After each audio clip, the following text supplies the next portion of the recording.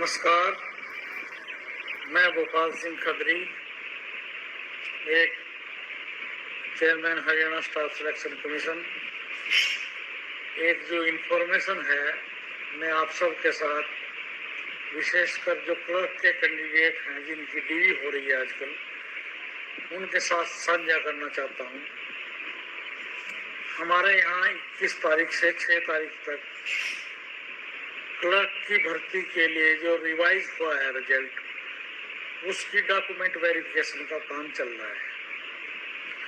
हमने बड़ी मात्रा में जो इम्पर्सोनेशन के केस हैं, जो सीटर के केस हैं, वो पकड़े हैं। आज हमारे संज्ञान में एक मामला आया है कि जो सीटर हैं वो ही अब डॉक्यूमेंट वेरिफिकेशन के लिए आने लग गए हैं, ताकि उनका जो डाटा है वो मैच हो जाए।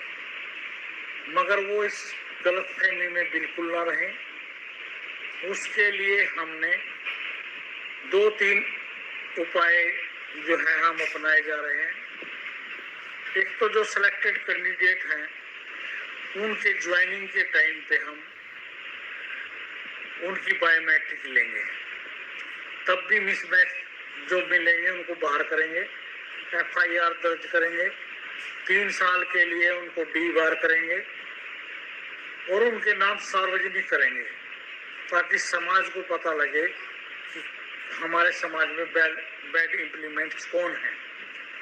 इसके साथ साथ हमने आधार कार्ड जिस कंपनी ने बनाया था उनके साथ हमने एक MOU किया है कि जो सिलेक्टेड कैंडिडेट होंगे उनका पूरा का पूरा डाटा हम उस कंपनी को देंगे, और जो आपका आधार कार्ड बना है उससे वो मैच करेंगे कि आपने अपनी परीक्षा में किसी और सीटर को तो नहीं बैठाया, आपने डीवी में उसी सीटर को तो नहीं भेजा। और इसके साथ साथ हम एक और काम करेंगे कि जब आप सिलेक्शन हो जाएगी आपकी और आप डिपार्टमेंट में चले जाएंगे, वहाँ बायोमेट्रिक की अटेंडेंस होती है, तो हम अचानक जाके आपके विभाग में जो आपकी अटेंडेंस है वो आधार कार्ड से लिंक है, तो हम अपने आपकी अटेंडेंस उस आधार कार्ड से मैच करेंगे कि आप एक्चुअल कैंडिडेट हैं या नहीं हैं। तो इस बात से आप सावधान रहें कि आप डीवी के टाइम पे भी सीटर भेज दें, परीक्षा के टाइम पे भी आप सीटर बैठा दें, ज्वाइनिंग के टाइम पे भी आप सीटर को भेज दें, तो हम आपकी अटेंडेंस भी चेक करने वाले हैं। और आधार कार्ड कंपनी से हमारा समझौता हो गया है, वो हमारे को इम्पर्सोनेशन या सीटर का जो आपका डाटा है वो पूरी तरह से देगा। मेरा मतलब यहाँ आपको कोई आपके प्रति भय पैदा करना नहीं है।